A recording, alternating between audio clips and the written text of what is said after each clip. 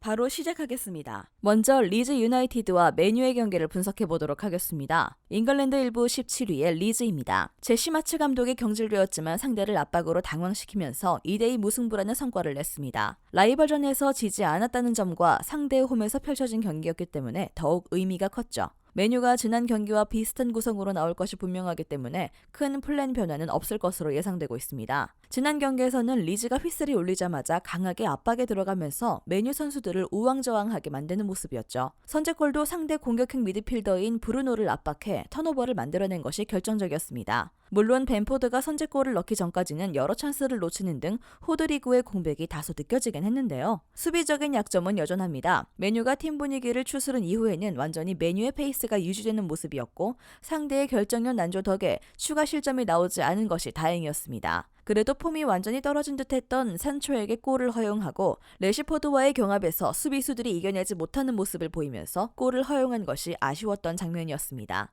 결정전은 포슈, 호드리구, 달라스 선수가 결정할 것으로 보입니다. 잉글랜드 1부 3위의 맨유입니다. 맨유로서는 아쉬움이 많았던 경기였습니다. 리즈와 비기면서 한 경기를 덜 치른 뉴캐슬이 승리를 거두게 된다면 골득실에서 밀리면서 다시 3위 자리를 내주어야 하는 상황에 직면하고 말았죠. 카세미르의 공백을 여실히 느꼈던 경기였습니다. 상대가 중원을 압박으로 강하게 봉쇄하자 프레드가 수비적으로 부하가 크게 걸리는 모습이었고 때문에 선발 데뷔전을 치렀던 자비처도 큰 힘을 쓰지 못했습니다. 브루노도 턴오버로 실점의 빌미를 제공하는 등 아쉬웠던 모습입니다. 중원이 막히자 측면을 이용한 크로스 위주의 공격을 풀어나가야 했고 선수들의 개인 기량에 공격을 맡겨야 했죠. 다행히 측면에서의 공격은 상당히 날카로운 모습을 보여주긴 했습니다. 복귀한 달로트는 레시포드의 헤딩골을 어시스트하는 활약을 보여주었고 루크쇼는 3명을 제치면서 4개월 만에 나온 산초에 리그골에 기여하는 모습입니다. 공격적으로 활용할 자원이 많진 않았음에도 0대2로 지던 경기를 2대2로 만든 저력 자체는 메뉴의 폼이 상당히 많이 올라왔음을 증명한 부분이었습니다. 결장자는 에릭센, 반더비크, 맥토미니, 카세미루, 안토니, 마샬 선수가 결정할 것으로 보입니다. 카세미루가 없는 프레드가 다시 최악의 모습을 보여준 터라 메뉴가 이번 경기에서도 고전할 가능성을 염두에 두어야 할 듯합니다. 물론 리즈의 수비적인 난조는 아직 고쳐지지 못했고 메뉴 선수들이 개인 기량과 측면 공략으로 2골을 만들어내는 등 클래스가 살아있는 모습을 보여주었죠. 물론 경기력을 추스른 이후에는 메뉴의 페이스로 이어졌기 때문에 승부에서는 메뉴가 유리한 경기가 되기는 할 것입니다. 메뉴 승리 예상합니다.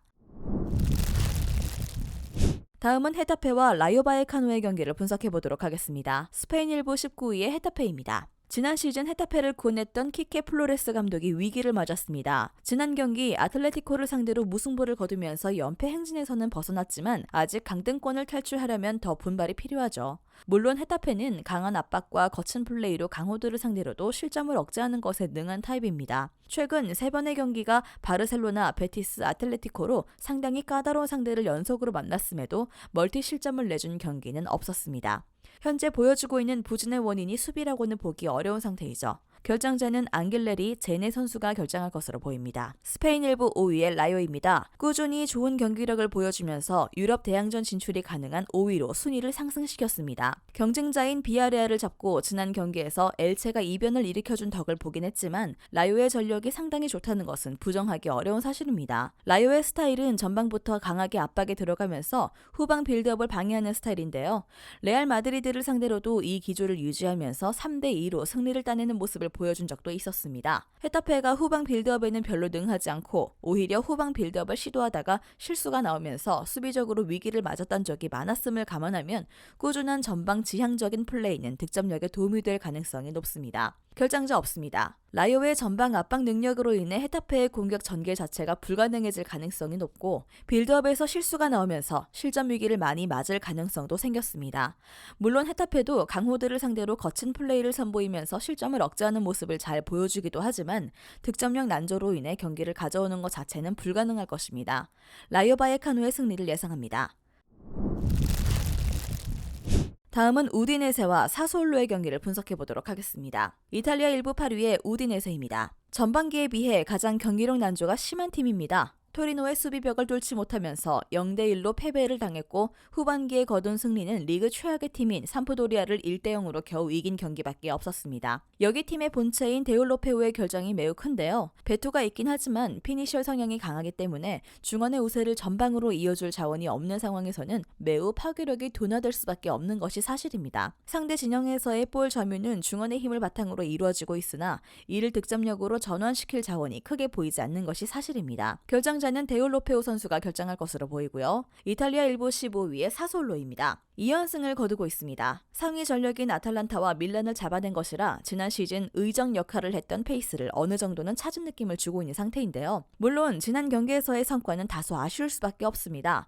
상대 윙백이 30분 만에 퇴장당했음에도 한 골밖에 기록하지 못했는데 사실 지난 경기에서 보여준 득점력이 올 시즌 사솔로의 공격력을 대변한다고 보는 편이 낫겠습니다. 라스파도리 스카마카가 떠났지만 제대로 된 보강이 이루어지진 않았고 베라르디도 올 시즌에는 출전이 들쭉날쭉한 상태였습니다. 밀란전을 제외하면 최근 5경기에서 멀티득점을 기록한 경기는 없었죠. 결정자는 피나몬티, 톨리안 선수가 결정할 것으로 보입니다. 우디네세가 중원 싸움에서는 앞설 가능성이 높긴 하지만 득점력으로 쉽게 연결되지는 못하고 있는 상태입니다. 사소올로도 지난 경기에서 수적 우세를 잡았음에도 불구하고 한 골을 겨우 넣었는데 그쳤죠. 사소올로의 의적 기질이 고개를 들고 있긴 하지만 우디네세가 후방의 안정감은 상당합니다. 무승부 예상합니다.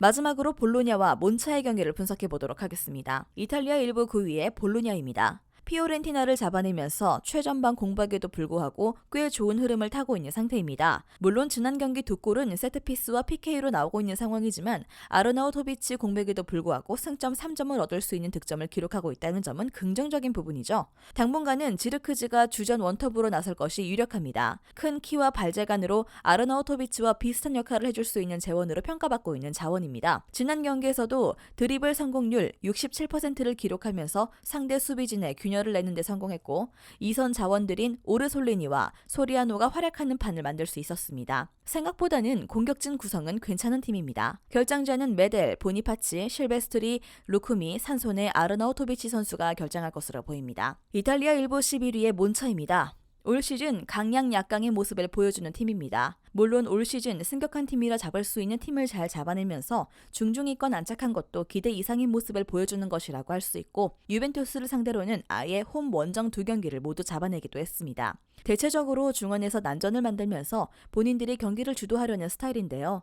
때문에 중원 전력이 안정적이지 못한 팀을 상대로는 꽤 강한 모습을 보여주고 있습니다. 물론 전력의 한계로 인해 뒷공간 커버와 1대1 대응이 상위권 팀만큼 좋지는 못한 것이 상당한 변수입니다. 특히 원정에서는 무실점 비중이 20%까지 줄어드는 등 약세가 뚜렷하게 나타나고 있는 상황입니다. 결장자 없습니다. 아르나우토비치의 결장은 있지만 지르크즈가 온도볼 능력으로 수비의 균열을 주는 역할은 잘해주고 있고 이로 인해 2선 자원들이 어느 정도 힘을 받고 있는 상황입니다.